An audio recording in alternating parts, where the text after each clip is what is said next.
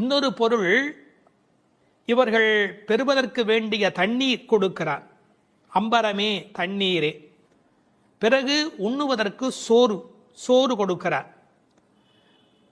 பெரியவர்கள் உரை காணுகிற போது கண்ணபெருமான் பிற்காலத்திலே என்னென்ன அறங்கள் செய்தானோ அத்தனைக்கும் மூல காரணம் நந்தகோபனுடைய இயல்பு என்று ஒரு நயம் சொல்வார்கள். எப்படி? சூதர் சபையிலே திரௌபதி துன்புற்று ஆடை வேண்டும் என்று அலறிய போது திரௌபதிக்கு வஸ்திரம் கொடுத்தான் அல்லவா? எனவே இவன் துணி கொடுக்கிறவன் அம்பரன். அம்பரம் திக் அம்பரர் என்றால் திசையை ஆடையாக அணிந்தவர்கள் திகம்பரர்கள். அம்பரம் என்பது ஆடையை குறிக்கும். இவன் திரௌபதிக்கு பின்னாளிலே வஸ்திரதானம் கொடுத்தவன். பிறகு போர்க்களத்திலே குதிரைகள் நாவார குடிப்பதற்காக வருணாஸ்திரம் விட்டு தண்ணீர் வரவழைத்து குதிரைகளுடைய தாகம் தீர்த்தவன். அது மட்டுமல்ல, பசுக்களுக்கும் தண்ணீர் வைக்கிறவன். மன்னன் மருக மைத்துனன் மார்க்கொரு தேரின் மேல் முன்னங்கு நின்று மோழை எழுவித்தவன். பெரியாழ்வார் திருமொழியில் சொல்றார், அந்த குதிரைக்காக நீரை வரவழைத்து கொடுத்தவன். ஆண்டாள் பின்னாலே பாடுகிறாள், இட்டமான பசுக்களை இனிது மரித்து நீரூட்டி என்று எழுதுகிறார். இவன் உணவு கொடுக்கிறவன் என்பதற்கு அடையாளம், மகரிஷியின் பத்தினிகள் கொடுத்த உணவை தன்னோடு பக்கத்தில் இருந்த 1000 பேருக்கும் உணவளித்து உணவு கொடுப்பதில் மகிழ்ச்சி அடைகிறவன் கண்ணபெருமான். ஒரு தகப்பனைப் போலே பிள்ளை வளர்கிறான் என்பதற்கேற்ப நந்தகோபன் தானம் செய்கிறவன், அவன் மகனும் தானம் செய்கிறவன். அப்பா குணம் பிள்ளைக்கு. இந்த குழந்தைகள் பேச்சிலே சோறு தண்ணீர் என்பதெல்லாமே கண்ணன் தான். உண்ணும் சோறு பருகும் நீர் தின்னும் வெற்றிலை எல்லாம் கண்ணன் என்கிற அனுபவத்தில் இருக்கிறவர்கள். அவன் தானம் கொடுப்பது எதற்காக? ஏதோ ஒரு புண்ணிய பலனை கருதியா என்று கேட்டால் இல்லை இல்லை, அறத்திற்காகவே அறம் செய்கின்றான். அதான் அறம் செய்யும். திருவள்ளுவர் எழுதுகிறார், மேல் உலகம் இல் எனிலும் ஈதலே நன்று. சொர்க்கலோகம் கிடைக்கும்னு தானம் பண்றதை விட சொர்க்கலோகம்னு ஒண்ணு இல்லைனாலும் தானம் பண்ணுவது உத்தமம் என்று எழுதி காட்டுகிறார் திருவள்ளுவர். எனவே அறத்தை அறத்திற்காக செய்கிறார்கள், வேறொன்று பெறுவோம் என்பதற்கு அல்ல. ஏன்னா பெற வேண்டிய பேராகிய கண்ணனை பெற்றுவிட்டார். பிறகு யசோதையை எழுப்புகிறார்கள், கொம்பனார்க்கெல்லாம் கொழுந்தே. இந்த உலகத்தில் பெண்கள் யாரெல்லாம் பெருமை பெற்றார்களோ அந்த எல்லா பெண்களுக்கும் மேலான கொழுந்தாக விளங்குகின்றவள். ஆயர் குலத்திலே எந்த பெண்ணுக்கு வாட்டம் வரும் என்றாலும் இவள் வாடிப் போவதாலே இவள் கொழுந்து. ஆயர் குலத்து பெண்களெல்லாம் கொடியானால் இவள் கொழுந்து.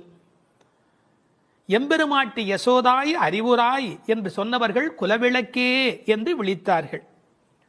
கொம்பன்னார்க்கு எல்லாம் என்பதை உரை சொல்லுகிற போது ராமருடைய தாயார், அவர்களை விடவும் இவள் மேலே புண்ணியம் செய்தவள். தேவகி என்ற கண்ணனை பெற்றெடுத்தாளே, அவளை விடவும் இவள் புண்ணியம் செய்தவள். இந்த உலகத்திலே பெற்றெடுத்த பெண்கள் யாரெல்லாம் உண்டோ அத்தனை பேரையும் விட பெறாத பெருமை பெற்றவள். அவளே பேசுகிறாள், ஞாலத்து புத்திரனை பெற்றார் நங்கைமீர் நானே மற்றொருவர் இல்லை. இந்த உலகத்தில் யாரும் பெறாத பேறு பெற்றவள் யசோதை என்பதை இந்த இடத்திலே குறித்து கொள்ள வேண்டும். அதனால்தான் தேவகி சொல்லுகிற போது சொல்கிறாள், திருவிலேன் ஒன்றும் பெற்றிலேன் எல்லாம் தேவனங்கை யசோதை பெற்றாளே, இந்த பேரெல்லாம் அவள் பெற்றாளே என்று புலம்புகிறாள். எனவே நந்தகோபரை எப்படி அழைத்தார்கள்? எம்பெருமான் என்று அழைத்தார்கள். எனவே இவளை எம்பெருமாட்டி என்று அழைத்தார்கள். ஒரு வேடிக்கை சொல்லுகிறேன். சிரமப்பட்டு பல பேர் படித்து MBBS பட்டம் பெற்று டாக்டர் என்ற பட்டம் வாங்குவார்கள். முறைப்பெண் என்ற முறையிலே பள்ளிக்கூடத்தை மிதிக்காத ஒரு பெண்ணை திருமணம் செய்து கொண்டு துணைவியாக்கி கொள்வார்கள். ஒரு வேடிக்கை சொல்வார்கள், டாக்டர் வருகிறார் என்று சொல்லுகிறவர்கள் அவருடைய மனைவி வருகிற போது டாக்டர் அம்மா வருகிறார் என்று பேசுவார்கள். அந்த அம்மா டாக்டர் அம்மா அல்ல, டாக்டருடைய மனைவி. எனவே டாக்டர் அம்மா ஆகிவிடுகிறாள். நந்தகோபன் எம்பெருமான், எனவே இவள் எம்பெருமாட்டி, எல்லோருக்கும் மேலானவள். அது மட்டுமல்ல, கண்ணனை கண்களில் வைத்து வளர்த்தமையினால் இவள் உண்மையிலேயே பெருமாட்டி. ஒரு அம்மாவுக்கு அப்படி என்ன ஏற்றம் என்று பல பேர் யோசிப்பார்கள். மந்திரங்கள் போலே என்று எழுதினார்கள். மந்திரங்கள் எப்படி தங்கள் கர்ப்பத்தில் பகவானை சுமக்கின்றனவோ, ஒவ்வொரு மந்திரத்துக்குள்ளும் கர்ப்பமாக யார் இருக்கிறான்? பகவான் இருக்கிறார். மந்திரங்களுக்குள்ளே அவற்றின் கர்ப்பத்தில் எப்படி பகவான் தங்கி இருக்கிறானோ அப்படி மாதாவின் கர்ப்பத்தில் பிள்ளைகள் தங்கி இருக்கிற காரணத்தினாலே மந்திரங்களைப் போல மாதா மகிமையுடையவள் என்று எழுதி வைத்தார்கள். அது மட்டுமல்ல, மந்திரங்கள் இறைவனை பிடித்து வைத்திருப்பது போல கண்ணனை தன்னுடைய பிடியிலேயே வைத்திருக்கிறவள். ஆகையினாலே இவள் ஏற்றம் மிக்கவள். குலவிளக்கு, குலத்துக்கே விளக்காக விளங்குகிறவள். ஆயர் குலத்து அணிவிளக்கை வளர்த்தமையினாலே இவள் குலத்திற்கே குலவிளக்காக விளங்குகின்றவள். அம்பரம் ஊடறுத்து ஓங்கி உலகளந்த உம்பரு கோமானே. இப்போது அம்பரம் என்பது ஆகாயத்தை குறிக்கும். ஓங்கி உலகளந்த உம்பரு கோமான் என்ன செய்கிறார்? பாதங்களை மேலே கொண்டு போகிறார். வாமன அவதாரத்திலிருந்து திருவிக்கிரம அவதாரம் எடுக்கிறார். அப்போது அவருடைய பாதங்கள் நீண்டு கொண்டே போகின்றன. ஒன்மதியில் புனல் உருவி ஒரு கால் நிற்ப ஒரு காலும் காமருசீர் அவுணன் எண்மதியும் கடந்து அண்டமீது போகி இருவிசும்பின் ஊடு போய் மேலித்தெழுந்து தன்மதியும் கதிரவெனும் தவிர ஓடி தாரகை இடை புறம் தடவி அப்பால் மிக்கு மண் முழுதும் அகப்பட்டு நின்ற எந்தை மலர் புனையும் திருவடியே. இந்த அண்ட சராசரமெல்லாம் நினைந்து நிலவு சூரியன் அத்தனையும் கடந்து நட்சத்திரங்களை எல்லாம் தாண்டி கொண்டு போகிற அந்த அற்புதத்தை திருநெடுந்தாண்டகத்திலே பாடி காட்டுகிறார் ஆழ்வார் பெருமகனார். அப்படிப்பட்ட வாமன அவதாரத்தை பல இடங்களில் ஆண்டாள் கொண்டாடி இருக்கிறார். உம்பியும் நீயும் உறங்கேலோர் எம்பாவாய். ஒரு குடும்பத்துக்கு ஒருத்தர் வந்தா இவர் கால்பட்ட நேரம் விளங்கிற்று என்று மருமகளை கொண்டாடுவார்கள். அதுபோல் பலதேவன் வந்த யோகம், அதன் காரணமாக கண்ணபெருமான் அங்கு வந்து சேர்கிறார். எனவே அவருடைய கால் நலத்தை கொண்டாடுகிறார்கள். உம்பியும் நீயும் உறங்கேல் ஓர் எம்பாவாய் என்று நந்தகோபனுடைய, யசோதையினுடைய, கண்ணபிரானுடைய, பலராமனுடைய சிறப்புகளை இந்த பாடலில் பேசுகிறார்கள். தத்துவார்த்தமாக சொல்லுகிறவர்கள் நந்தகோபர் என்பது ஆச்சாரியனையும், யசோதை என்பது திருமந்திரத்தையும், கண்ணபிரான் என்பது திருமந்திரத்தின் அர்த்தத்தையும், பலராமன் என்பது மந்திரார்த்த சாரத்தையும் குறித்தது என்று கொண்டாடுவார்கள்.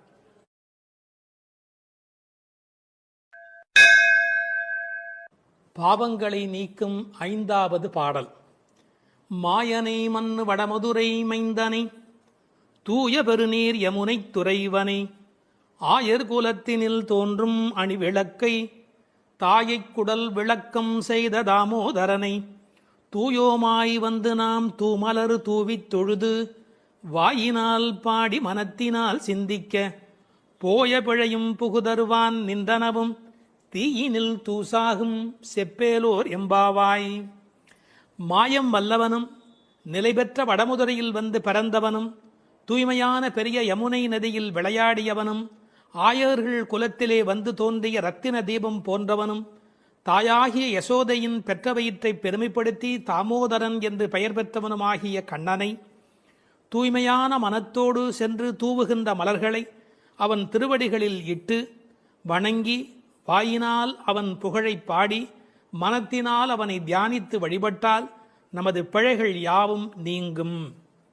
வந்து சேர இருக்கும் வினைகளும் நம்மை நெருங்கா. அவை தீயில் இட்ட பஞ்சுபோல் பொசுங்கி மறைந்து போகும். எனவே அவன் திருப்பெயரை சொல்லுங்கள் என்று அழைக்கிறாள் ஆண்டாள். மாயனை, மாயையில் வல்லவன் மாயோன். அவன் பலவிதமான ஆச்சரியமான அற்புதங்களை செய்யக்கூடியவன். எத்தனையோ அசுரர்கள் விதவிதமான வடிவங்கள் எடுத்து அழிக்க வந்தபோது அவர்களோடு பலவிதமான விளையாடலை நிகழ்த்தியவன். எனவே வியப்புக்குரிய செயல்களை செய்கிறவனை மாயோன் என்று அழைப்பது வழக்கம். பழைய தமிழ் பெயர் திருமாலுக்கு உரியது மாயோன் என்று அழைக்கப்படுகிறவன். ஒரே நேரத்தில் எங்கும் இருக்கக்கூடிய அற்புதம் செய்கிறவன். ஆயர்பாடியிலே ஒவ்வொருவரோடும் குரவை கூத்தாடுகிற போது ஒரு கோபிகைக்கு ஒரு கண்ணன் என்று ஒரே நேரத்தில் ஒவ்வொருவரோடும் இருந்தவன். அது மட்டுமல்ல, பகவத்கீதையில் எனது மாயை வெல்ல முடியாதது என்று பேசுகிறார். அந்த இடத்தில் மாயை என்பது பிரபஞ்ச சிருஷ்டி, பேர் இயக்கம், இந்த பிறப்பின் ரகசியம், கண்ணனுடைய பல்வேறு லீலைகள். இப்படி மாயன் என்ற சொல்லுக்கு நிறைய பொருளாயிற்று. அப்படி மாயனாயிருக்கிறவன் மைந்தனாய் ஆகியிருக்கிறான். வடமதுரை மைந்தனே. அற்புதங்களை செய்யக்கூடிய அடங்க முடியாத மாயன் அடக்கத்திற்குரிய மைந்தனாக மாறியிருக்கிறான். தமிழிலே மகன், மைந்தன் என்று பல்வேறு சொற்கள் மகனை குறிக்கும். வீட்டுக்கு மட்டும் உரியவன் மகன், நாட்டுக்கே உலகிற்கே உரியவன் மைந்தன். ஆகையால் மாயனை, நிலை பெற்ற வடமுதுரையிலே வந்து தலைவனாக விளங்குகின்ற மைந்தனை, ஊருக்கென்று வாழுகிறவனை, தூய பெருநீர் யமுனை துறைவனை. யமுனைக்கு தூய என்ற அடைமொழி எதனாலே? அதன் தெளிவு அல்லது ஆழம் அல்லது அகலம், இது எல்லாவற்றையும் விட உரையாசிரியர்கள் ஒரு நயம் சொல்வார்கள். கோதாவரியை சீதை விழித்து தன்னை காப்பாற்றும்படி அழைத்தபோது ராவண பயத்தினாலே கோதாவரி எந்த உதவியும் செய்யவில்லை. ஆனால் இந்த யமுனையோ வசுதேவர் கண்ணனை சுமந்து கொண்டு வருகிற காலத்திலே வழிவிட்டு மிகப்பெரிய நன்மை செய்தது. ஆகையால் இது தூய பெருநீர் என்று ஆயிற்று. அந்த தூய பெருநீர் யமுனை துறைவன். ஒரு நதி எவ்வளவு பெரிய நதியாக இருந்தாலும் பயன் கிடையாது, துறை முக்கியம். நீங்கள் பெரிய பெரிய நதியிலே நீராட வேண்டும் என்றால் படித்துறை என்று ஒரு துறை இருந்தால் தானே நீங்கள் அந்த நதியிலே நீராடி அனுபவிக்க முடியும். இறைவன் பெரியவனாகவே இருந்தாலும் கூட கண்ணன் என்று ஒரு துறை, வைணவம் என்று ஒரு துறை, அதில் கிருஷ்ண அவதாரம் என்கிற ஒரு துறை, ஆண்டாளின் திருப்பாட்டு என்று ஒரு துறை. இப்படி துறை இருந்தால் மட்டுமே குளிப்பது எப்படி, அனுபவிப்பது எப்படி? வெறும் ஆற்றிலே போய் நீராடி விட முடியுமா? அந்த துறை முக்கியம். அந்த யமுனை துறைவன் என்ற சொல்லிலே இருக்கிற அழகு, கோபியரோடு உமிழ்ந்து விளையாடிய தேக சம்பந்தம் உடைய நதி என்று அந்த நதிக்கு பெருமை எழுதினார்கள். ஆயர் குலத்தில் தோன்றும் அணிவிளக்கு, அந்தகாரத்தில் தீபம் போல படிப்பறிவு வழக்கை இடக்கை அறியாத ஆயர் குலம், அந்த குலத்திலே அவன் ஒளிவிளக்காக விளங்குகிறார். வைகுந்தத்திலே இருந்தால் அங்கு எல்லோரும் நித்திய சூரிகள் பிரகாசமாய் இருக்கிறார்கள். ஆனால் ராமனே வந்து பிறந்த போது கூட அவன் வெங்கதிரோன் குலத்துக்கோர் விளக்காய் தோன்றியவன் என்கிறார் குலசேகரர். எனவே அது பகல் விளக்கு, இது இரவு விளக்கு. ஆயர் குலத்தினில் தோன்றும் அணிவிளக்கை மங்கள விளக்கு, தாயை குடல் விளக்கம் செய்த தாமோதரனை. தாமோதரன் என்ற சொல்லுக்கு கயிறு பதிந்த வயிறு உடையவன் என்று பொருள். இந்த மாடுகளை எல்லாம் கட்டி அது அருந்து போன கயிற்றை கன்றுக்குட்டிக்கு கட்டி அதிலிருந்து மீதமான கயிற்றை எடுத்து கண்ணபெருமான் வயிற்றை சுட்டி கட்டுகிறாள் அவனுடைய தாயார். எனவே கயிறு பதிந்த வயிறு உடையவன். குழந்தைக்கு அரைஞான் கயிறு கட்டுவதற்கு காரணமே வயிறு பருக்கிறதா இல்லையா என்று கண்காணிப்பதற்காக. இந்த கயிறு பதிந்ததாலே அந்த தழும்புகளை ஏற்படுத்தியது.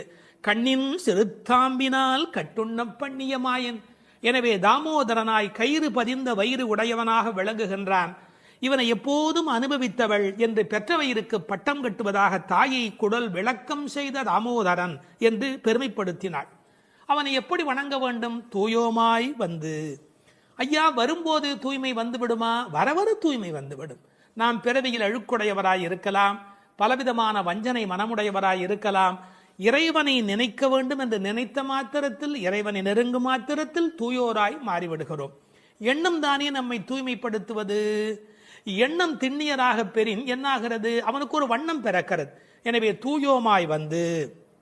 தூமலர், தூயவர் கையில் இருப்பது தூமலராகத்தானே இருக்க முடியும். பகவானுக்கு எந்த பூ உகப்பு என்று கேட்டார்கள். எல்லாமே உகப்பு.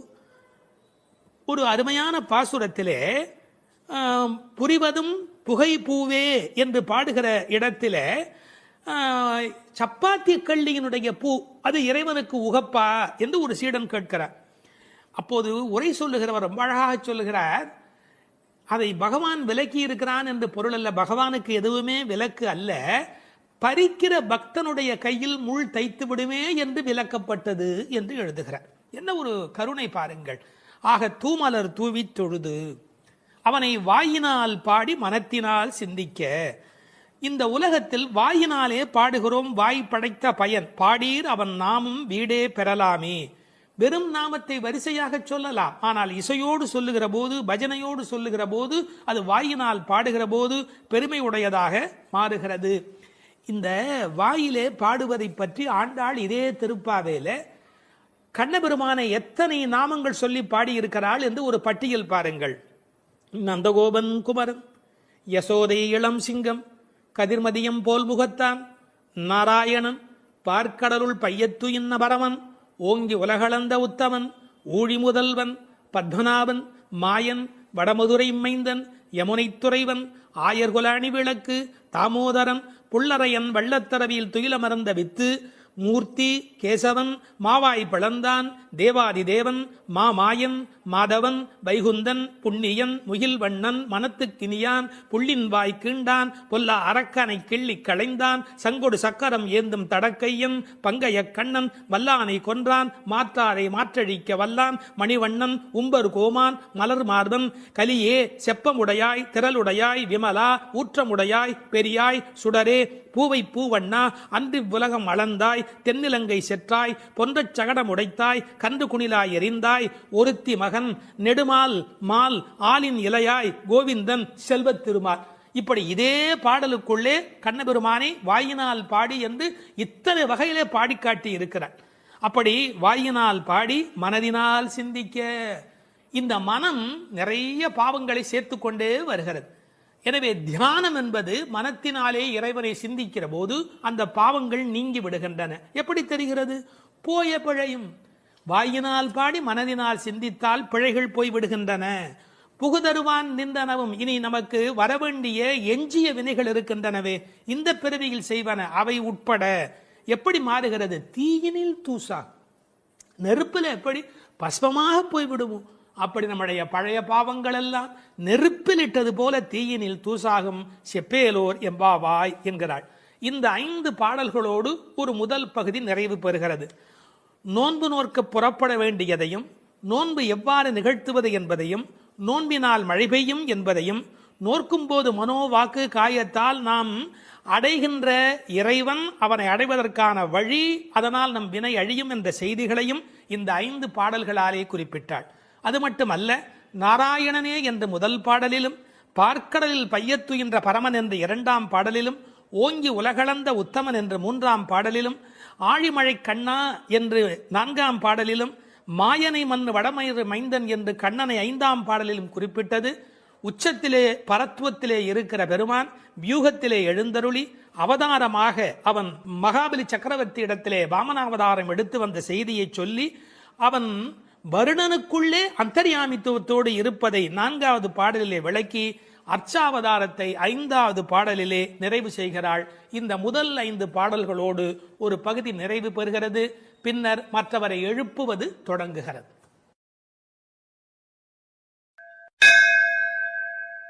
திருப்பாவை 10ஆம் பாடல். நோற்றுச் சுவர்க்கம் புகுகின்ற அம்மனாய் மாற்றமும் தாராரோ வாசல் திறவாதார் நாற்றத்துழாய் முடி நாராயணன் நம்மால் போற்றப் பறைதரும் புண்ணியனால் பண்டொரு நாள் கூற்றத்தின் வாய் வீழ்ந்த கும்பகர்ணனும் தோற்றும் உனக்கே பெரும் துயில்தான் தந்தானோ ஆற்ற அனந்தல் உடையாய் அருங்கலமே தேற்றமாய் வந்து திறவேலோர் எம்பாவாய். இந்த பாடலை நோன்பின் பெருமையால் கண்ணனை கையில் கனிபோல் அடைந்த ஒரு பக்திமிக்க பாவை எழுப்பப்படுகிறாள் என்றும் பார்க்கலாம். அல்லது தூக்கத்தையே நோன்பாக கருதி சோம்பி கிடக்கிற ஒருவளை கேலி பேசுவதாகவும் பொருள் கொள்ளலாம். இப்போது பாடலின் பொருளை முதலில் பார்ப்போம். நோன்பின் பலன் கைவரப் பெற்று அதன் விளைவாக சொர்க்கத்தையே அடைகின்ற பெண்ணே, அந்த சொர்க்கத்தினுள்ளே புகும் பெண் என்றாலும் உறக்கத்தை நோன்பாக கொண்டவளே என்று இன்னொரு பொருள். நீ வாயில் கதவைத்தான் திறக்கவில்லை, வாயை திறந்து பதில் கூடவா சொல்லக்கூடாது? மனம் நிறைந்த திருத்துழாய் துளசி மாலையை திருமுடியில் அணிந்திருக்கிற நாராயணன், நமது போற்றுதலை ஏற்று பலனை வழங்குகின்ற புண்ணியன், முன்னொரு காலத்தில் யவனுக்கு இரையாகி போன கும்பகர்ணன் உன்னுடன் தூக்கப் போட்டிக்கு வந்து தோற்று பெரிய தூக்கத்தை தன் தோல்வியின் அடையாளமாக உனக்கு வழங்கிவிட்டானா என்ன? மிகுந்த சோர்வும் சோம்பலும் ஏன் உனக்கு? இந்த குழுவுக்கே ஒப்பற்ற அணிகலன் போல விளங்குகிறளா அல்லவா நீ? படுக்கையை விட்டு தெளிவுடன் எழுந்து வந்து கதவை திற என்று வெளியில் நின்ற தோழியர் உள்ளே படுத்திருப்பவளை அழைக்கிறார்கள். இதுவே பாடலின் திரண்ட பொருள். இங்கே கேலியும் கிண்டலும் கூட ஒரு வகையான விளையாட்டாக எடுத்துக்கொள்ள ஒரு பகுதி இடம் கொடுக்கிறது. ஒரு பெண் சொல்லி இருக்கிறாள், நான் கடுமையான தவம் பண்ணி சொர்க்கம் போகப் போகிறேன் என்று இவர்கள் பேசிக்கொண்டிருக்கிற போது தோழிகளுக்கு மத்தியில் சொல்லி இருக்கிறாள். அவளை இப்போது எழுப்ப வந்திருக்கிறார்கள். ஆஹா அடியம்மா, நீ சொர்க்கம் போகிற லட்சணம் என்ன என்று எங்களுக்கு தெரியாதா? நோற்று சொர்க்கம் போகுகின்ற அம்மனாய், நீ தவம் பண்ணி சொர்க்கம் போவேன் என்று சொன்னாயே, இப்போது படுத்து கிடக்கிறாயே. இப்படி எடுத்துக்கொண்டால் அது ஒரு கேலியான கிண்டலான அவளை பற்றி பேசுகிற ஒரு விளையாட்டு பேச்சாக பொருளாகிறது. உண்மையிலேயே எடுத்துக்கொண்டால் அவள் உண்மையான கடினமான முயற்சி உடையவள், எல்லா நோன்புகளையும் சரியாக மேற்கொள்ளுகிறவள், நாளை வைகுந்தம் சேர வேண்டும் என்ற எண்ணத்தில் தன் வாழ்நெறியை அமைத்து கொண்டவள். எனவே நோற்று சொர்க்கம் புகுகின்ற அம்மனாய் பெருமைக்கு உரியவளே, நீ தவம் பண்ணி மேலே போவேன் என்று சொன்னாயே, இப்போது தூங்கிக் கொண்டிருக்கிறாயே என்று ரெண்டு வகையிலேயும் பாவத்தை மாற்றி பொருள் சொல்லக்கூடிய பாடல் வரி இது. சொர்க்கம் எது, நரகம் எது? ராமாயணத்திலே சீதா பிராட்டியார் சொல்கிறார், உன்னோடு இருப்பதுதான் எனக்கு சொர்க்கம். ராமனிடத்திலே சொல்கிறார், உன்னை பிரிந்தால் அது நரகமாக ஆகிவிடுகிறது. ஆகவே பெருமானோடு இருக்கிற நேரம்தான் சொர்க்கம். இவள் ஒருவேளை தன் தவத்தின் பலனால் பெருமாளோடு இருக்கிறவளோ, இறைவனுடைய நினைப்பே சொர்க்கமாகிறது, மறப்பே நரகமாகிறது. இது இன்னொரு சிந்தனை. இவளுடைய இயல்பு பக்குவம் காரணமாக உயர்ந்து போய் சாது கோஷ்டியில் சேர்ந்துவிட்ட காரணத்தால் சாமானியரோடு நமக்கென்ன பேச்சு என்ற எண்ணத்தில் வாயாடாமல் இருக்கிறாளோ என்பதை அடுத்த வரி நமக்கு புலப்படுத்தும். தனக்கு உரிய நல்ல கோஷ்டியிலே இருப்பது, சிறந்தவர்களோடு அந்த வர்க்கத்தில் இருப்பதுதான் சொர்க்கமாக மாறுகிறது. நீ அப்படி தகுந்த சாது கோஷ்டியிலே போய் சேர்ந்து விட்டதால் எங்களோடெல்லாம் பேசக்கூடாது என்பதற்காக மாற்றமும் தாராரோ, நீ பதில் தராமல் இருக்கிறாயா என்று ஒரு கேள்வி எழுகிறது. அம்மாடி, உன்னால் வீட்டு வாசல் திறக்க முடியவில்லை, வீட்டு வாசலே திறக்க முடியவில்லையே, உனக்காக வைகுந்த வாசல் திறக்கப் போகிறதா என்று இன்னொரு கிண்டல் பொருளும் அதற்குள்ளே இருக்கிறது. மாற்றம் தாராரோ வாசல் திறவாதார். ஒருவேளை உண்ணாவிரதம் மாதிரி மௌன விரதம் இருக்கிறாயா? அட, வாயில் திறப்பது கடினம், வாயை திறப்பது கூடவா கடினம்? வாசல் செம்மினால் வாயும் செம்ம வேண்டுமோ என்று வியாக்கியானத்திலே இந்த இடத்தை குறிப்பிடுவார்கள். நீ எழுந்து பேச வேண்டாம், கதவை திறக்க கூடாதா? கதவை திறக்க வேண்டாம், வாயாலாவது பதில் சொல்லக்கூடாதா? ஏன் இப்படி நீ இருக்கிறாய் என்று அந்த பெண்ணை கேட்பது போல் அந்த பாடல் அமைந்திருக்கிறது. அடுத்து நாராயணனை சொல்லுகிறார்கள். நாற்றத் துழாய்முடி நாராயணன். உலகத்திலேயே மிகப்பெரிய சிறப்பு துளசிக்கு உண்டு. பிறக்கும் போதே அது நறுமணத்தோடு பிறப்பது. அதனால்தான் பின்னாலே பாடுகிறார்கள், இருந்தவண்ணாகிலும் கொண்டு வீசுமினி. துளசி கிடைக்கவில்லை என்றாலும் பரவாயில்லை, துளசி இருந்த மண்ணை எடுத்தாவது எங்கள் மீது வீசுங்கள் என்பார்கள். ஒரு பெருமாள் கோயிலுக்குள் போகிற போது நமக்கு கிடைக்கிற மிகப்பெரிய இன்பமே அந்த திருத்துழாய் நறுமணம். பச்சை கற்பூரம் அது இன்னொரு பக்கம், திருத்துழாய் நறுமணம்தான் கோயிலின் சிறப்பழகு. கண்ணன் திருத்துழாய் அணிந்து அங்கு வந்து சென்றால் 100 குழிக்கு தாங்கும் என்று உரை எழுதுவார்கள். அதாவது அவன் வந்து போன வாசம் அந்த இடம் முழுவதும் நிறைந்திருக்குமா. இப்போது திருத்துழாய் வாசம் வருவதாலே இந்த பெண்களுக்கு உள்ளூர ஒரு கவலை, ஒருவேளை கண்ணன் இங்கே உள்ளே வந்துவிட்டு போயிருக்கிறானோ என்கிற ஒரு சின்ன கவலையும் வெளிப்பட பேசுகிறார்கள். நாற்றத் துழாய்முடி நாராயணன். நான் துளசியை பற்றி ஒரு மருத்துவ புத்தகம் படித்து கொண்டிருந்தேன். அதில் துளசி பிராணசக்தியை கூட்டி நம்முடைய கபத்தை குறைக்கக்கூடியது. அது மட்டுமல்ல, அது 100 வகையான மேலான மருந்தாக அது பயன்பட்டு கொண்டிருக்கிறது. துளசி, கருந்துளசி, செந்துளசி, நாதுளசி என்று 4 வகையாக அது கிடைக்கிறது. பிராணசக்தியை கூட்டுகிறது என்பதற்காக அப்படியே எடுத்துக்கொள்ளுகிற போது அது முற்றிலுமாக ஒருவருடைய உடலை மாற்றி அமைக்கக்கூடியது. துறவரத்துக்கு போகிறவர்களுக்கு கூட துணை நிற்கக்கூடியது என்று ஒரு குறிப்பு எழுதி வைத்திருக்கிறார்கள். துளசியோடு ஒரு 5 மிளகு வைத்து 3 நாள் சாப்பிட்டால் 3 மாத காலம் ஒரு பெண் அப்படி சாப்பிட்டால் குழந்தை பேர் இல்லாத பெண்களுக்கு வாய்க்கும் என்று எழுதுகிறார்கள். 9 மிளகு வைத்து அரைத்து 7 நாட்கள் வெறும் வயிற்றில் சாப்பிட்டால் எந்த விஷமும் உரியும் என்று எழுதுகிறார்கள். எனவே மருந்தல்ல, மாமருந்தாக விளங்குவது திருத்துழாய். அந்த நாற்றத்துழாய் முடி நாராயணன். திருவடியில் மட்டுமல்ல, அவன் திருமுடியிலும் இருக்கிற மேன்மையும் ஏற்றமும் பெற்றது இந்த திருத்துழாய். அந்த நாராயணன் நம்மால் போற்ற பறைதரும் புண்ணியனால். இந்த நம்மால் என்பதை நம்மால் என்று பிரித்து சொல்வார்கள், நம்மால் என்று சேர்த்து சொல்வார்கள். அதாவது நாம் இப்போது பாடினால் அவன் நமக்கு பறை தருவான், நம்முடைய மால் நமக்கு பறை தருவான். நமக்கு மால் இருக்கும் என்றாலும், மால் என்றால் மயக்கம். சில பேர் சுய மோகிகள், தன்னைத்தானே மோகித்துக் கொண்டு தன்னை பெரிதாக நினைத்துக் கொண்டிருப்பார்கள். அப்படிப்பட்ட குறையுடையவராக இருந்தாலும் கூட அவர்களுக்கு கருணை பாலிக்கிறவன் கடவுளாக மாறுகிறான். நம்மால் போற்றப்பறை தரும் புண்ணியனால் அவன் புகழை பாடிய மாத்திரத்தில் நமக்கு பறை தருகிறான், புருஷார்த்தங்களை அருளுவதற்கு தயாராக இருக்கின்றான். அடுத்து அந்த பெண்ணை அவர்கள் கேலி பேசுகிறார்கள்.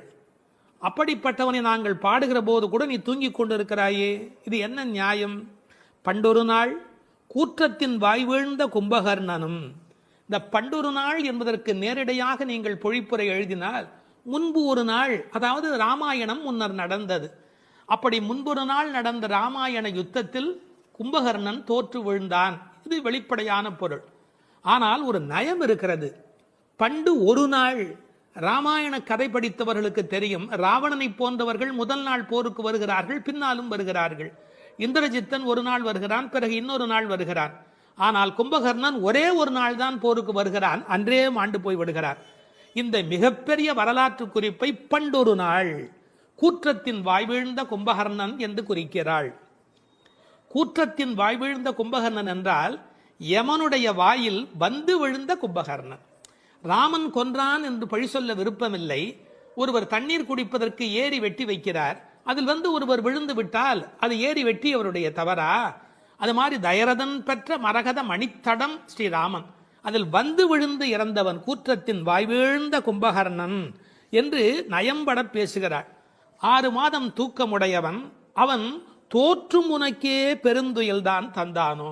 தோற்றவர்கள் வெற்றி பெற்றவர்களுக்கு ஒரு பரிசு தர வேண்டும். அப்படி கும்பகர்ணன் தோற்றவன் இந்த தூக்கத்தை இவளுக்கு பரிசாக கொடுத்து விட்டு போயிருக்கிறான். கும்பகர்ணன் இவளோடு போட்டி போட்ட போது இவள் வெற்றி பெற்று விட்டாளாம். அந்த கேலி பேசுகிறார்கள், தோற்றும் உனக்கே பெரும் தொழில்தான் தந்தானோ. சோம்பல் எல்லா நோய்களுக்கும் மகப்பேறு மருத்துவ மறை.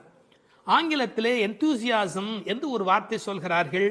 அதை பற்றி ஆழமான பொருள் சொல்லுகிறவர்கள், என்தூசியாசம் என்றால் உற்சாகம் என்று மட்டும் பொருள் அல்ல, இறைமையில் நிறைந்தவர் என்று ஒரு பொருள் கொள்ளுகிறார்கள். எனவே சோம்பல் இறைநிலைக்கு எதிரானது, உயிர்ப்பு இறைநிலைக்கு அடையாளமானது. நீ இப்படி கும்பகர்ணனை போல் தூக்கத்தில் இருக்கிறாயே, நீ அனந்த நிலையில் இருக்கிறார், அதாவது தூக்கமும் இல்லை விழிப்பும் இல்லை, அந்த நிலையில் இருக்கிறாய், ஆற்ற ஆந்தல் உடையாய். ஆனால் நீ யார்? எங்களுக்கு அரும் கலை. நீ வந்தால் எங்கள் கோஷ்டிக்கே பெருமை, எங்கள் கோஷ்டியே ஒளி வீசக்கூடியது, எங்களுக்கு நல்ல அணிகலன் நீ. தேற்றமாய் வந்து திரவேலோர் எம்பாவாய். தேற்றமாய் என்றால் படுத்த நிலையிலேயே அப்படியே எழுந்து வெளியிலே வந்து விடாதே. அதுக்கு ஒரு உரை சொல்வார்கள், வால்மீகத்திலே இலக்குவனை பார்க்க தாரை வந்த மாதிரி வந்து விடாதே, நீ உன்னை அழகுபடுத்தி கொண்டு திருத்தமாக வர வேண்டும் என்ற குறிப்பை அருங்கலமே தேற்றமாய் வந்து திரவேல் என்று பாடுகிறார்கள்.